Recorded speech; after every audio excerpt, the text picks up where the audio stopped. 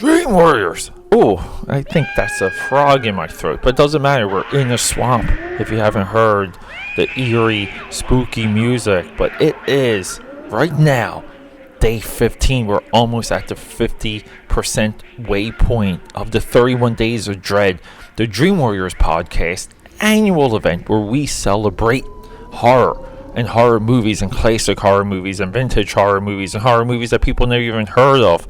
But now we got something coming from the universe of Netflix. Finally, see, last year Netflix did a huge, awesome, even part Stephen King original movie rollout for Halloween. But we don't have that this year. This year we have The Apostle. Thank you, Netflix. You have given me something new, something original. And holy crap, this movie got me. It got me in a good way. I watched it with someone. It got her too. And it played some tricks. So I'm excited. And, we got that Dream Warriors music. That theme music rolling in. So let's just go into the music. Fade away. And come back. Okay. So I'm back. Why am I excited? Let me get into my excitement right now, right away. Okay? This is a new genre. I kind of referenced this within the 31 Days of Dread, Day 14. Blade 2. One of the all-time horror action movies. Maybe the best. And during that discussion, I essentially, something's going off there. Sorry, I'm getting some work emails. Okay, but no. So during Blade 2, I kind of had, I teased a revelation that something new was coming, and this is it. So The Apostle did one thing major, and so this put. So the next movie up, I'll tell you about it right now. Okay, the next movie up is going to be It Follows. Okay, because I kind of, this year I said I shouldn't just be doing nothing but discovery, like just watching stuff I haven't seen before or stuff that's long on my list. I should also be discussing some of my favorites, and that kind of started with the Descent. But it was Descent Part 2, and I just had to make that a Descent discussion. I'm sorry, because the Descent Part 2 was very disappointing. Even in concept and execution, intent, fully disappointing. But it kind of got me going. Maybe we should just start doing some of Peter's favorites. Even though, I think up until last year, I didn't really have a catalog and a battery of favorite horror movies. My favorite horror movies were the basics. So, yeah. Definitely the basics, and now I feel more nuanced in horror opinion in all forms, even horror comedies. Okay, so this movie opened up this idea in me. So I pushed It Follows so far away right now. I think it's in the 20s as a release, because this and my next few discussions are all going to be colonial, New England horror, or movies based around it. Okay, and I know there's a potential century jump for some of these, but this is the loose classification because I feel like it's something new, but it also seems to be a period that young filmmakers are obsessed with, and my God, that really excites me. And I feel this Apostle movie, okay, with a field in England, with what am I doing? I'm forgetting the other one. Oh my God, a field in England, which is it should be the next one. I'm gonna have to go through my files right here because I have everything pre-laid out. Oh my God, I am messing up here. The Witch. Oh my God! I'm rewatching The Witch for tomorrow, or the potential the one right after the one tomorrow. I'm just messing up here. But yeah, so it's The Apostle, A Field in England, The Witch, These movies are a response to something that happened. I'm not even going to give you the year, but it's response to The Village, the Joaquin Phoenix movie. The Joker's in this movie. And why do we have a direct response to The Village? Now look, this is just like theory, okay? No one said anything that I could find, but that movie was set up to be a certain type of horror movie based on the expectations and the trailer. And it wasn't that. The movie was one of the biggest gotchas in cinema history that the audience hated because they wanted the movie that was advertised. You know, they wanted a New England town, New England family held together by fear, stalked by monsters. And we wanted to see how they were going to get out of that situation, or what would happen. What would happen with the story that was teased. And the movie is a major gotcha. I will fully discuss The Village because I watched it as soon as I was done with The Apostle. Like, that's how into The Apostle I was. And the gotcha for The Apostle, it got me and my guest because the movie did start slow. And I kept telling her, like, look, wait for it. But along the way, I'm not even sure how I would classify this movie. Okay, because it has so many different directions. And I really didn't know what the point of the movie was at one point. I didn't know what our antagonist was doing. I didn't know what our protagonist was. And I would say some of that is still rocky. Okay, because this movie is also a commentary on isolation, which is why we do not seek isolation. And it's, a commentary on, I think I referenced this last year with some of the Rob Zombie discussion. There is a threat to isolation because we're not checked. So this movie is a commentary a little bit on the Salem witch trials and what happened in Salem. Meaning that a collective people, a group of people collectively can go mad if they're not checked. And that's what happened with the Salem witch trials, to the point that, people died. People got burned alive. I think that idea is driven for horror. Now, we have a supernatural element. We have a undercover element. We have a stalking element. And then we also have this brutality that comes from the violence of the time element. And then we have people who are obsessed with their power. So this is a stacked movie. And along the way, we have people that like each other. We got a little bit of a love story, too. This movie is stacked, okay? And it's nuanced, and it's deep. And I really don't want to spoil some of the elements because the movie's so new, and I would maybe be more freely to talk about elements if it was in the theater, okay? Because that's a barrier to entry. But this is Netflix, and we all know someone with a Netflix account, and we can go and watch this movie right now if we wanted to. So why don't we? Why don't we just go see The Apostle on Netflix and come back and have a spoiler-driven discussion? Maybe when Mark returns, because I got a couple episodes planned with Mark.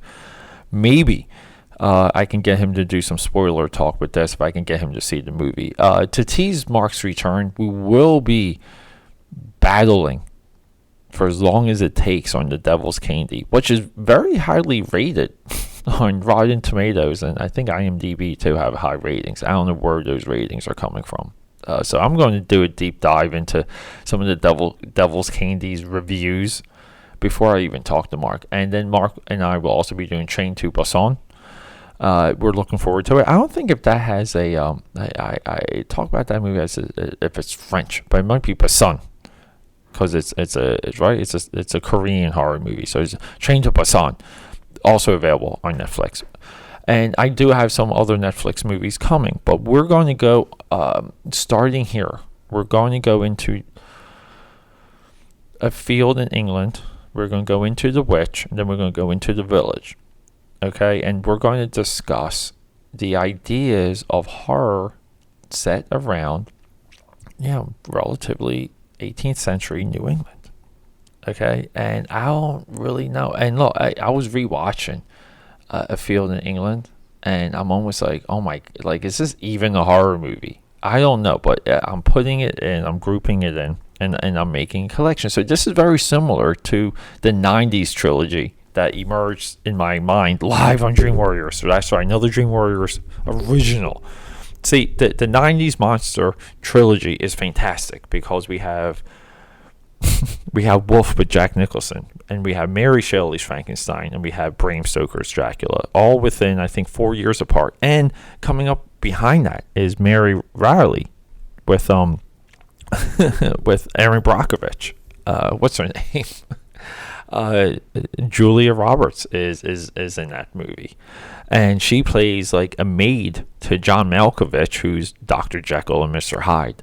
And I have not seen that movie, so that's even like an expansion of what I was calling that trilogy. Now it's a quadrilogy or whatever. It's a quad. It's 4 movies now, and I really do like the grouping of all of those movies, and I like the grouping of this movie because I feel like we can do a lot with this idea. I think the scenery, the dark skies, everything's cloudy, there's no sunlight.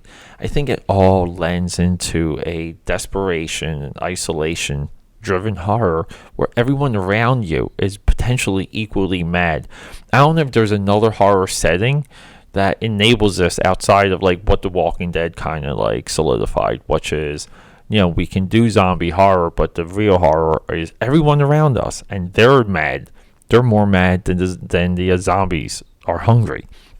So it's interesting, and part of the gotcha for this movie too. It's like it is such a slow burn, and you're waiting for the hook. You're waiting for the ideas to emerge, and that's why I kept telling my lady friend. I said, "Lady friend, you gotta wait for it," because we were like kind of tense watching it, and we literally just finished watching It Follows. I'm like, look, we have to watch It Follows. I need it for the 31 Days of Dread. She was cool with it. We literally flipped out about It Follows. There was a lot about that movie that had left my gray matter that returned. Okay, especially the beginning. I forgot how that movie begins, and oh my god, It Follows is so much further down the line. I feel bad, but I might watch it again. So, for a third time ever, before the 31 Days of Dread is out, and before I sit down and do that recording, because I prefer to do recordings fresh. Everyone knows this. But no, look, The Apostle is a movie that sets it up, that takes its time. It was searching. It went into my heart, what I love, because we have a guy in the train reading a note that went to a flashback. Okay, that's how this movie begins. It's a guy that has problems on a train to a place with more problems. Okay, it is a horror setup. It's no different than like Sleepy Hollow, which also is grouped with these movies. Okay, maybe the beginning of the New England horror would be Sleepy Hollow. Which I'm pretty sure we did that later for 31 Days of Dread. I might re-explore that. I might have to find another Sleepy Hollow movie to add with these, but not before It Follows. That will be after It Follows. So to tease a little bit, we do have 2 episodes coming up with Mark, potentially 3. It depends what we have to the table. Halloween, the update reboot sequel, I don't know what we're calling it, comes out this Friday. It comes out 2 days from now. 2 days. Okay, because I'm pretty sure it's got Thursday showings. That is going to hit theaters soon. I might break some of my social conditioning and see that movie by myself. I don't know why, but I kind of want to, and I think it would be cool to see a scary movie with an audience, like all by myself. I don't know why, but I'm very much drawn to that. But yeah, so it's incredible. We got some really cool things coming up. Netflix also has So real quick. So I don't know if I'm going to do it, if I'm going to see Halloween. But I'm kind of like, I like the idea that we did a new movie for the 31 Days of Dread with Venom. I really like the idea of us doing it with Halloween. I think it's a part of it, and I forget what came out late. I think Annabelle might have came out a year ago, and I didn't do it. I should have went to go see Annabelle for the 31 Days of Dread. So this year we will have two pretty much brand new movies talking about in real time on the 31 Days of Dread, the Dream Warriors annual podcast event celebrating Halloween and horror movies one day for 31 straight days. And I'm so grateful to have all of you with me. So what are some of the elements outside of the gotcha that I'm drawn to about this? So this movie even stacks different types of horrors and goes into different types of fears. It goes into a little bit of Jigsaw and Hostel. Okay, yeah, it goes into torture porn. It goes into supernatural. Okay, it dances with the unknown. It dances with criminality, what criminals could do if they built their own society. Okay, it goes with kidnapping and the rich. Okay, and the threat of those people. I was just reading. I think the youngest, richest man in Africa just got kidnapped. He's worth I think $34 billion or something. Just got kidnapped. And that's our movie that gets us to where we're going. The movie dances with the unhinged, and then it dances with isolation and a society that is built against you. So this is a deep horror movie that really you give it credit and you give it love because it swings for the fences. And I want to see this movie again, but I also wanted to sit a little. I will say this, even though I feel like I say this often. I do want to return to this movie. So we have another discussion here because the boy Gareth Evans. He's our filmmaker. He's the guy that made this movie. 2018. What else can we see by this guy? We can see one of the best modern day action movies. And they're foreign movies. And he's made two of the best foreign action movies of the modern day. And is The Raid and The Raid 2, 2011 and 2014. Those are some of the most legit horror movies, legit action movies that you can imagine. The fight scenes alone are incredible. Okay, so this dude is a rising star. I think he's connected somehow to the DC EU. I say fine. You can give him all kinds of cool projects. Give him... I think the DC app, the DC Universe streaming, should just give him a unlimited budget and tell him to do Neil Gaiman's The Sandman. Okay? Or do a full-out Swamp Thing series. Okay? I really feel like those two concepts he would really... but he can also do action. So those are concepts similar to The Apostle. But the guy can also do action. If he does action, give him a Blue Beetle, Booster Gold live action movie. Yeah, I said it. And we can use Booster Gold to explain some of the weird future side visions that plague the DC EU. We can have him bring clarity to some of that. Let Booster Gold come from a future that is dominated by Darkseid and reveal Darkseid in the first 5 seconds of that movie. We have ourselves a winner, ladies and gents. But no, Gareth, right? It's pronounced Garth. Gareth Evans is legit. He's a legit dude. And I really do look forward to everything he has coming. This guy should be on your radar. Put him on your Google alerts. And, let's all do a little bit of what he did. This dude lived in a foreign country for years, learning filmmaking to make his way back or make his way into the American market. He did whatever it took. And we can all do some of that. We can all do a little bit what it takes. I was talking with a friend of mine. She lives in Prague. She moved to Prague. And she literally was crying because of her workload. Okay? That's how much work she has to do. Okay, she left this country for another opportunity, and she's literally crying at the amount of work that she has before her. Now, when I saw and heard that, not saw it, but when I heard it, because I'm talking to her, I felt like I saw it, because it really broke my heart. It was a hell of an opportunity. We're talking serious money here. And we all want things in life, and a lot of things we want in life come through work. But are we really working? That's what we have to ask ourselves. I don't think we are, unless we're crying, from doing it so much. Crying from the pressure, crying from getting it right, crying from pleasing our contemporaries, and the people we work with. Yeah, but then again, too, this is also a position where she 100%, can write her own ticket when she completes this year.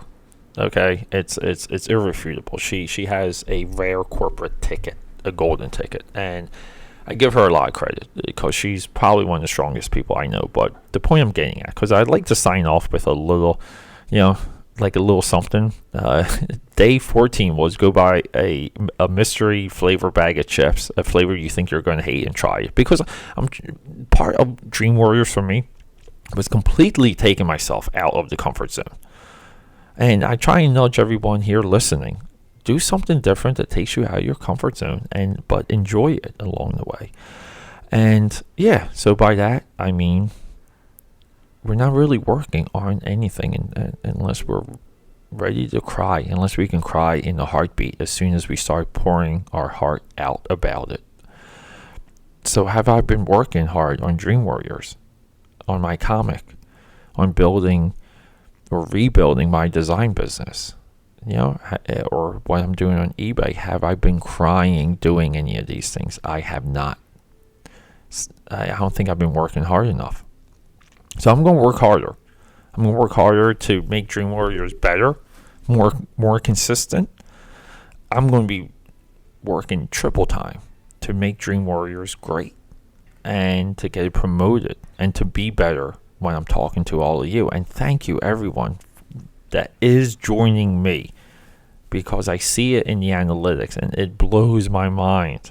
But thank you all. But I'm going to hit it until I cry. Just like my friend, who, believe it or not, that was inspirational. But look, rock and roll. You guys got something to watch on Netflix tonight. Watch The Apostle.